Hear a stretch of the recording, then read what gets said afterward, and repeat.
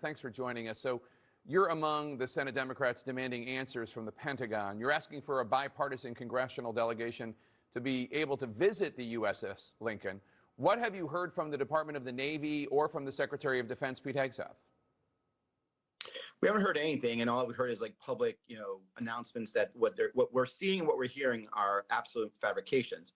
However, I'm actually texting and communicating with a spouse of a sailor that's on the USS Lincoln, and she's been forwarding me some of the text messages that her husband has been sending her about the conditions, about the work, about the overwork that's happening, the lack of sleep, lack of food, lack of morale, all these things that have just been compounding over and over again because this war was not properly planned.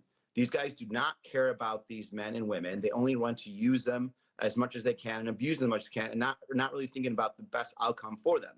And I know it's hard being in combat zones, but even when I was in some of the hardest days of combat and some of the most dangerous parts of Iraq, I still was able to receive meals and mail and keep morale up. The fact that this administration does not care for these men enough to plan for that men and women to plan for a proper deployment tells you that they didn't really care, A, to plan about at all for a full war, and B, they don't care about these men or women.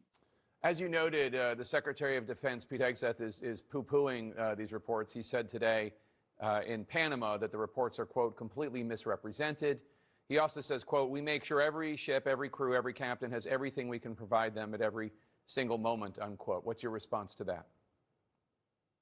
Look, it's not possible that we have so many family members, sailors, reaching out to members of Congress, to the media, and what we're seeing with pictures, with videos, with text messages is an absolute lie.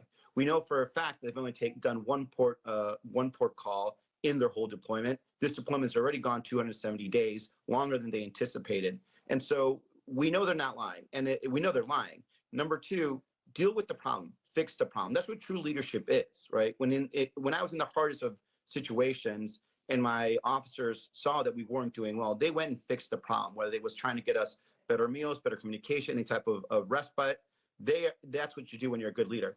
Pete Hegseth, Donald Trump, all they care about really is like the big, flashy things. They're not really being honest with how this war is going. And because they don't know how the war is going to end, they don't know how to actually properly deploy these men. And that's why it's putting us in this situation right now. As you noted, deployments quite often are very tough. Explain to our viewers why there's something about this one for the USS Abraham Lincoln that seems to be more punishing than other deployments for other service members. Well, for example, and I was an infantryman, so I never got the luxury of serving on aircraft carrier, but that is still very difficult work. Number one, they haven't done any port calls, so they haven't actually gone into any friendly ports to actually refurbish or resupply or just have any type of just recreation.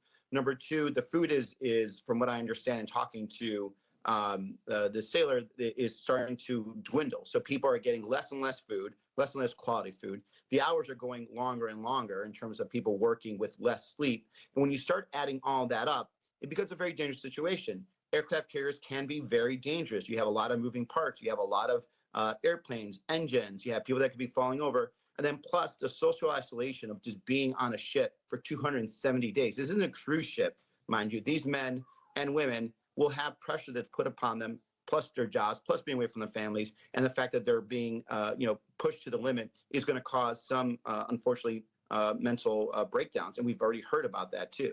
This is why you have to properly plan for war. This is why you understand when you're going to go into war and when you're going to come out of war and how you're going to come out of this war. This president and this Secretary of Defense did not do this, and this is why they're basically flying by the seat of their pants. And at the same time, it's our men and women that are suffering from it.